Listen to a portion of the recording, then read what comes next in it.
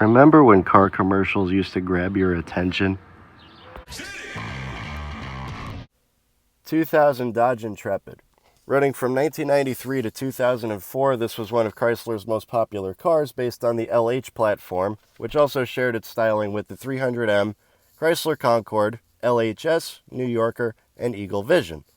Now this car in Canada was marketed as the Chrysler Intrepid. Now its unique body design comes from 1986, and it was a clay design long before Chrysler designed these on computers. And it was actually the design that was supposed to be used for the 1987 Lamborghini Portofino, and it was never adopted as there's only one of these cars in the world. Now this car is actually plagued with a very serious problem. Its engine is its main drawback, as the base models came with the 2.7 liter, making 200 horsepower and 190 pound-feet of torque, the ES with the 3.2, 225 horsepower, and the RT, which also came in the Police Interceptor. Yes, there was a Police Interceptor, making 242 horsepower. Now, it's a full aluminum engine, but it has a very faulty PCV design, as this engine was very widely known to sludge up and lock up after so many miles, right around 100,000.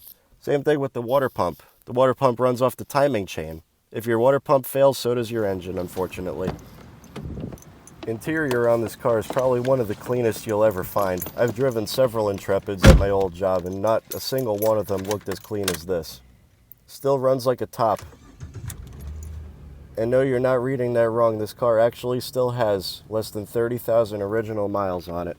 Now, this is my grandmother's car, so that would explain the low mileage. She doesn't really drive it. Stereo still sounds good after all these years. Everything is manual. Everything is buttons. It has a tape deck, not even a CD player. Manual bass and treble controls and manual fader. Manual HVAC.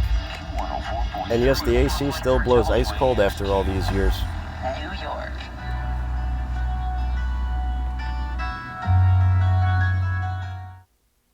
I could still remember as a little kid sitting in the back seat of this car, and it's extremely comfortable. There's plenty of leg room in here. Almost doesn't even look like anybody ever sat in the back seat of this thing. This is a prime surviving vehicle, and hopefully it stays like this.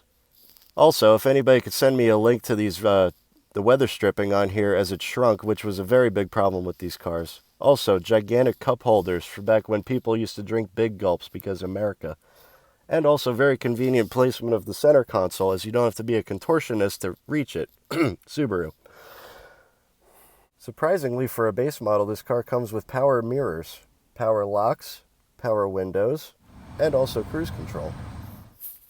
Look at the size of this trunk. It's massive. I could probably lay down comfortably in here. You could probably stuff a couple of people in here if you were really crazy enough. So how does it drive? Well, I could say one thing. It doesn't handle like a 20-year-old car in any way. Steering is very responsive. Handles very well. Corners very well. Power, I mean, it says it's supposed to be making 200 horsepower, but you'll never feel that with this transmission. Highway cruising, this is very good. I'm just driving around town right now. Gets up to speed, no problem. Shocks could be a little bit better, but again, with a car of this age, the shocks do tend to wear out. So, overall comfort, the seats are incredibly comfortable in this car, and there's a lot of room. There's a lot of leg room. I didn't even adjust the seat for when my grandmother drives this car. I just hopped right in. You have plenty of space up here. I wouldn't say it drives like a brand new car, but for a car of its age, it's very nice.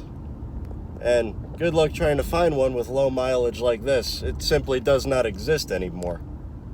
To find one of these with even less than 100,000 miles, you're really taking a gamble there.